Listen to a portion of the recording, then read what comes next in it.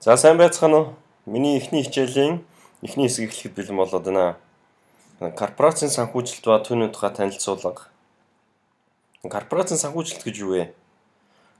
Ямар нэгэн байдлаар ашигын төлөө бизнес явуулж байгаа ямар нэг хуулийн этгээд болон хувь хүн ямар нэгэн байдлаар хөрөнгө их үүсвэр, хөрөнгө оруулалт хэрэгтэй болдог. Энэ янз бүрийн зорилготой байж болно, тийм.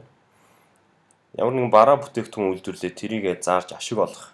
Эсвэл ажилчин авч ажилуулах.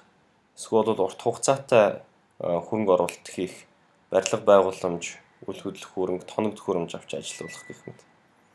За тэгээ санхүүгийн шинжээч минь баланс шийт буюу санхүүгийн тайлан дээрээс санхүүгийн шинжилгээ хийснээр корпорацийн санхүүжилтийг үр ашигтай хийх хэрэгтэй болдог. Баланс шийт минь ийм хоёр хэсэгт хуваагдсан байдаг. Зүүн талд нь болохоор нийт актив хөрөнгө, компанийн нийт хөрөнгө байж байна. Баруун талд нь болохоор нийт их үүсвэр, үр төлбөр болон эзэдийн өмч гэдэг. За баруун тал, зүүн тал хоёр минь хоорондоо тэнцэж явах ёстой. За зүүн талд маань активын дотроо хоёр хуваагдаж байна. Богино хугацаатай актив, урт хугацаатай актив. За ерөнхийдөө актив гэдэг маань хөрөнгө гэсэн үг. Компанид нь нийт ийм хэмжээний хөрөнгө байна. Энийгээрээ бизнес явуулж байна гэдгийг харуулж байгаа. За баруун талд нь болохоор үр төлбөр буюу эзэдийн өмч. За зүүн талд байгаа нийт хөрөнгө чинь мэдээж ямар нэгэн их үүсвэр мөнгөн хөрөнгөн дээр үүсч бий болсон байгаа. Тэгэхээр баруун талд байгаа нь болохоор тэрийг үүсгэж байгаа үр төлбөр эзэдийн өмчийг харуулж байгаа байхгүй юу? За тэгээд богино хугацаатай үр төлбөр, урт хугацаатай үр төлбөр, за эзэдийн өмч харагдаж байна. Богино хугацаатай дотор нь 1 жил дотор зээлдэгчдээ эргүүлээд төлөх тийм гэрээ байгуулсан зээл. Урт хугацаатайд нь болохоор 1-ээс дээш жил. За ихэнхдээ энэ дотор бондыг оруулаад ярьцдаг. За хамгийн сүүлд нь болохоор хувьцаа эзэмшигчдийн хөрөнгө. За баланс шийтээс хамгийн энгийнээр ийм 3 зүйлийг олж харж болдог. За ийм 3 зүйл нь ч гэсэн хамгийн энгийн мөртлөөсөө бас хамгийн эхний 3 фокус хийх ёстой 3 зүйл байдаг. За энэ юу вэ гэхээр компани урт хугацаанд ямар хөрөнгө оруулалтыг хийх ёстой вэ? За хоёрт нь компани ямар байдлаар их үүсвэр татах, хөрөнгө оруулалт хийж бизнесээ үр ашигтай явуулах вэ? За гуравт нь болохоор богино хугацаатай эргэлтийн хөрөнгөө яаж үр ашигтай эргэлдүүлэх вэ? За энэ гурав шууд баланс шитэн дээрээс харж болдог. За түрүүн баланс шитэн дээрийн зүүн талд нь актив хөрөнгүүд байдгаа гэж хэлсэн. Тэрний доотлын хэсэгт нь урт хугацаатай хөрөнгө оруулалт, урт хугацаатай хөрөнгө, үйл хөдлөх хөрөнгө, үндсэн хөрөнгө гэх мэт чинь зүйл байдаг. За энэ дотроо бит болон бит бус гэх tangible гэдэг нь бит гэж байгаа. Intangible гэдэг нь бит бус гэж байгаа. Бит хөрөнгө дотор нь ойлгомжтой барилга байгууламж, тоног төхөөрөмж, урт хугацаанд бизнес ингээд аваад явдаг үйл ажиллагааг нь үргэлжлүүлдэг хөрөнгүүд байж байна.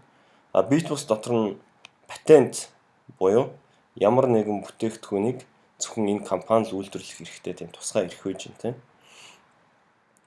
За гэх мэтчлэн ийм урт хугацааны хөрөнгө оруулалтыг яаж хийх вэ гэдэг аягүй сонирхолтой байдаг. За яагаад гэх юм бол компани урт хугацаанд үйл ажиллагаа явуулахын тулд ийм үйл хөдлөх хөрөнгө хэрэг болдог. За үйл хөдлөх хөрөнгө юм уу ямар нэгэн барилга байгууламж байхгүй, тоног төхөөрөмж байхгүй бол урт хугацаанд бизнесээ явуулахад хэцүү шүү дээ, тийм. За их усүрээ хаанаас татах вэ гэж байна. Богино хугацаатай зээл авах уу, урт хугацаатай зээл авах уу, эсвэл бол хувьцаа гаргах уу? Энэ бүхэн маань тус тустай хүүтэй зардалтай байж идэг. За богино хугацаанд дээр нь зээлийн хүү. За 1 жилээр авсан зээлийн хүү бид нэр эн чинь хүү чинь зээл авахчийн зүгээс эн чинь зардал шүү дээ, тий. 1 жилийн дараа эргүүлээд төлөх болохоор. За 1 жилээс илүү хугацаатай гаргасан зээл. За бонд гэд нэрлэж. Бонд чи яах аргагүй бас өгөөж гэд байж идэг, тий. Өгөөж гэдэг юм чинь бас хүү гэсэн үг. За эн чинь 3 жилээр гаргасан бондын өгөөж эргүүлээд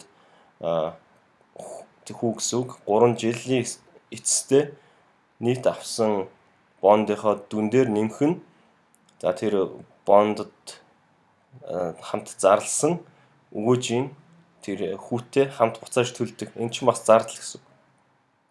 За хувьцаа эзэмшигчд бас ногдол ашиг өгдөг. Хөрөнгөний бирж дээр шинээр хувьцаа гаргая. За хөрөнгөний биржээс гадуурч гисэн бас хувьцаа гаргая.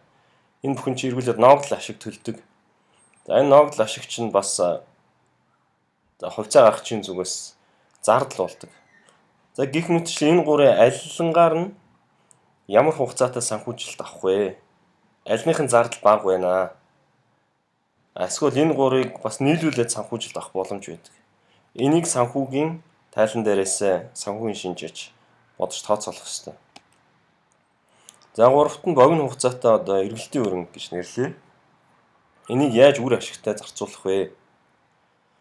За энийг яаж гаргадаг вэ гэхээр богино хугацаатай актив хөрөнгөөс богино хугацаатай өрийг хасгаар яг богино хугацаатай эргэлдэх боломжтой хөрөнгө чинь гарч идэг.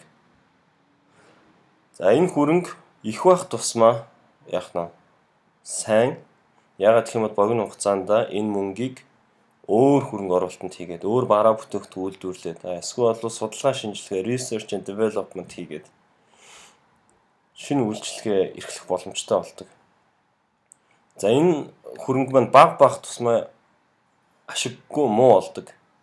Ягаад гэх юм бол одоо байгаа хөрөнгө одоо байгаа зээл хоёр чинь яг тэнцээд ирэх юм бол шууд хөрөнгөөрөө зээлээ төлчихөд дахиад цаана үйл ажиллагаа явуулах хэмжээний мөнгө үлдэхгүй болчихж байгаа тийм үү. Тэгэхээр энийг бас зөв зохистой хэмжээнд нь авч явах шаардлагатай болдог. Энийг санхүүгийн шинжээч шийдэх ёстой. За санхүүгийн шинжээчийн хувьд компанид яг юм үндсэн 3 дээд өдөрдох зөвлөлийн өдөрдох төвшний ажил байна. Эхнийх нь болохоор санхүү хариуцсан захирал.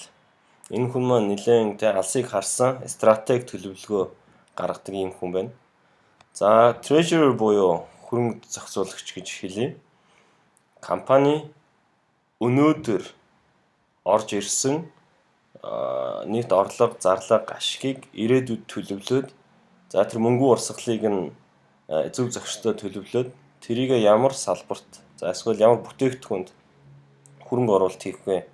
Тэгээ хөрөнгө оруулалтаа зөв зохистой хийх вэ гэдгээ шийддэг хүн. За контроллер гэдэг нь болохоор яг үндсэндээ нэгтлэн бодох бүртгэлийн талын хүн байна. Нэгтлэн бодох бүртгэлээ хөтэлдэг, татвараа төлдөг.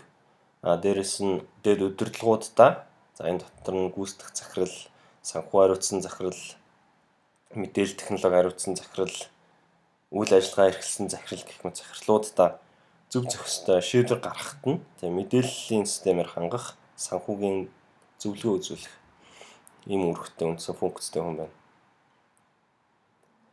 За компани эхнээсээ ч тайлбарласан ерөнхийдөө ямар нэгэн бизнесийн ашиг олох гэж байгаа ямар нэгэн бизнесийн төрөл бол заавал мөнгөний их үүсвэр хөрөнгө оруулалт шаардлагатай байдаг.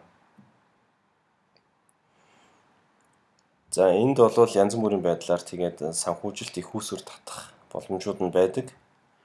За гэхдээ компани нь ямар хэлбэрээр байгуулагдсан бэ гэдгээс шалтгаалаад хөрөнгө оруулалт татах хэлбэр, хязгаар, хүүгийн хэмжээ тэр болгоно бас өөр өөр байдаг. За компаниг ийм 3 төрлөөр байгуулж болд юм байна. Хувь хүн өөрөө бизнесээ төслөө бичээд компани байгуулад за өөрөөсөө хөрөнгө гаргаад бизнесээ удирдах болдог. За хоёр дахь төрөл маань болохоор нөхөрлөлийн хэлбэр байна. За нөхөрлөл нь болохоор за ерөнхий нөхөрлөлийн хэлбэр, хязгаарлагдмал нөхөрлөлийн хэлбэр. За тэгээ корпорац буюу хуулийн этгээд тий компани маягаар ийм төрлүүдээр бизнесийг удирдах эхлүүлж ажиллаж болд юм байна.